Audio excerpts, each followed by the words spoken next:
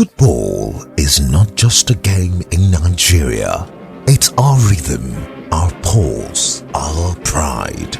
From the heat of Lagos in 1980 to the night skies of Johannesburg in 2013, the Super Eagles have soared, stumbled, and risen again. Some television was in outside in the main road when motor is passing like this close. It was great to represent our country at that time. You don't get to the stadium as early as 7, you won't get a seat. This is the story of how a nation learned to fly again.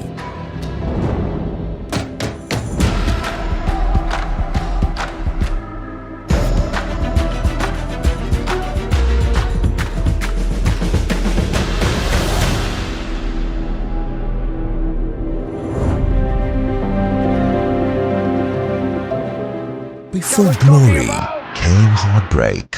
The 1970s saw Nigeria rise and fall just short.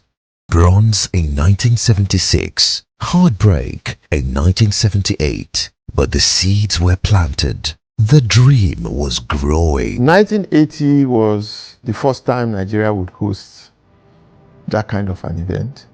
And it was the first time we also believed that we had the chance of winning. Because on 2 previous occasions, in 1976 and 1978, we had come close. In 1976, we won our bronze medal for the first time. We came 3rd. And in 1978, but for some ill luck, we could have gotten to the finals and possibly won. So by 1980, we believed, particularly with the preparations that we had had, going to Brazil for 3 months for the first time, playing against many clubs in Brazil, going to Europe before then, and we had a collection of the best set of players in Nigeria at that time. A new wave of stars joined the old guard, young, fearless, untested, names like Henry Nwosu and Stephen Keshi, who would later define an era. A group of young boys were assembled. The likes of Stephen Keshi, Nwosu, Howard, and the likes of them were invited in preparation for the 1980 Nations Cup. They traveled abroad for almost about 3 months, and all the friendly matches they played, they lost them. And they needed now to come back and then rely on the 1978 set. I prayed and worked hard for me to be part of the main team that was to represent Nigeria at the main competition, because we had very serious screening for the competition, and thank God I was one of the 22 players selected. And when we got there, I prayed and prayed and played too, because as I was praying, I was working harder in making sure that I became one of them, not practically as a 22 player, no, as one of the first 11 players of the team, which of course happened. I started the competition with them, with the team. And that was my first year in the Green Eagles then. Then it was known as Green Eagles, with the likes of Christian Chukwu, Odembami and Co. I played with them more than a while. That was it. And thank God I was able to make it with them, being the youngest player amongst them. I didn't mind the age difference. I didn't mind the experience. But I worked hard to making sure that I picked my number 10 jersey and featured in the first team. We embarked on overseas tour. We went to Brazil. In fact, we've spent a great number of our stay in Brazil, and that was where we had Otto Gloria and Coach Kalesu. The brand of game they play in Brazil, is tip-tap, set pieces and whatever. Different from our typical Okala gets the ball, he takes the shot, he kicks it and gets to Mudashiru Lawal, to Jean Wadegbame, and the next thing, or to Thompson Usie, and it's a goal. This time around, it was trying another style of play, trying to start from the defense. In Lagos, under the lights, dreams became reality. For the first time, Nigeria was not chasing glory, she was claiming it. We started with Tanzania. We beat Tanzania 3-1. The kind of style of play that we were used to had already changed. And so the fans in Lagos, you know them, they are always expecting goals.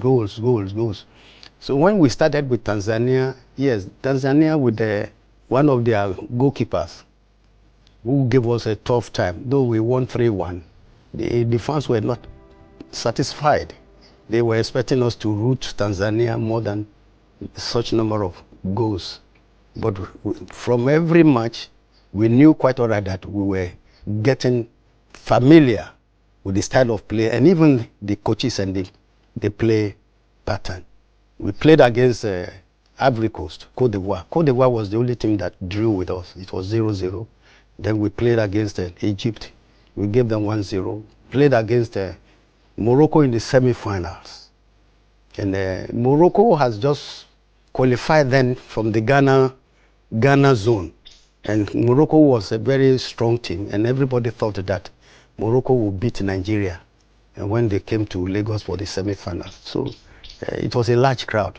By 9 a.m. at every match, the stadium was jam-packed. You don't get to the stadium as early as 7, you won't get a seat. And even the fans and supporters who didn't have the opportunity inside the main bowl, were even more than those inside the pitch. The problem really was how we would take winning, not whether we could win or not. And winning meant achieving it for the very first time in our history.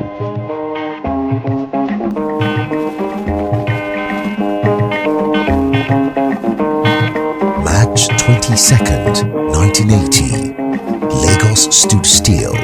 One nation, one dream, one victory.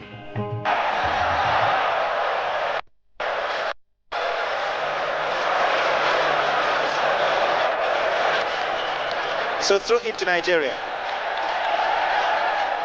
Amesimaka. And that's what Onabami. And it's in the net. It is a goal. The scoring was not a problem, but winning the trophy was the big thing. And to know that it is your goals anyway that made that possible, that was the big thing. Sheku got it.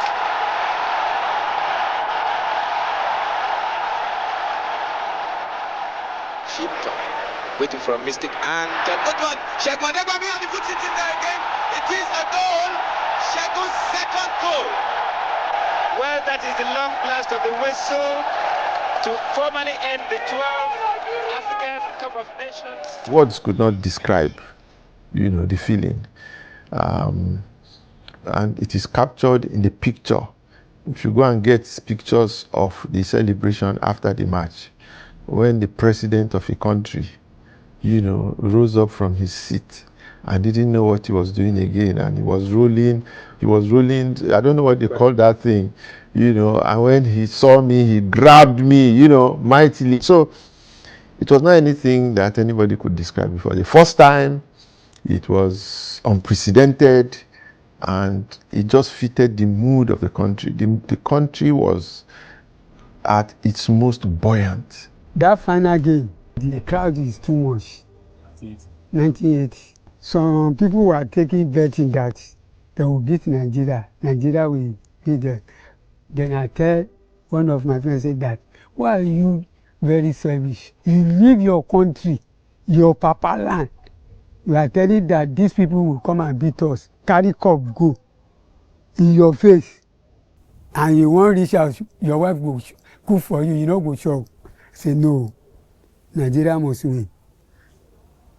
And then when they start the game, I see the way Nigeria determination, good determination. Say this thing for our son, here, we will win it. You will never take it go. We went to being millionaires for the first time, to pay you 1,000 naira for a match. That was equivalent to $1,000. In fact, $2,000 at that time. $2,000. That became our match bonus. That's why I call Henry Mosu the youngest millionaire. Because we were like millionaires, we had so much money at that time. But it was not as if, when you look at how much they earn now, that was like change money. In that moment, football was not just sport. It was the language of unity, the sound of hope. Some television was in outside in the main road. When motor is passing like this close, every shop. In my area, when I reach show, Obalende, they don't sleep.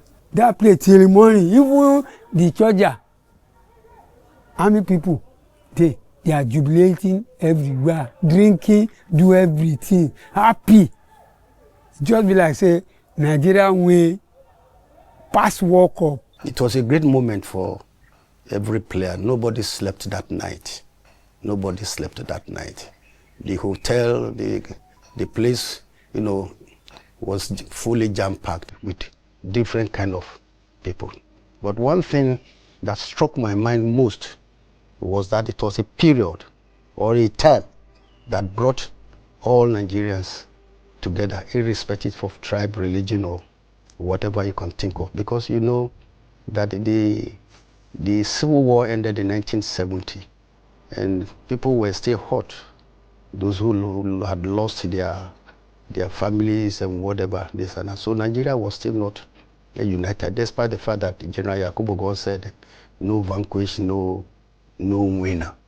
But that time, you could see the Igbo man, the Yoruba man, the Hausa man, you know, where it was, they brought, the Eagles brought Nigeria back to the forefront of the sovereign nation called Nigeria. The Triumph of 1980 built the bridge to the golden generation.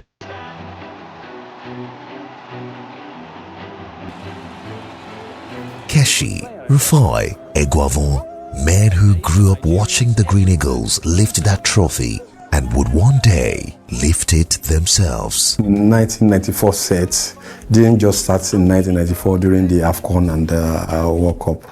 You know, it has been years before 1994, and I mean that will be from 1990. Every generation carries the dream from Lagos to Johannesburg, from Keshi to Osimhen.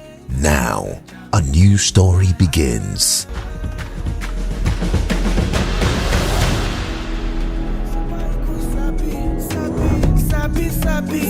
We go dribble the midfielder, defender, score the goal. Super Eagles sabi. We go dribble the midfielder, defender, score the goal. I made the Musa give him leg over. He ain't a choco dribble.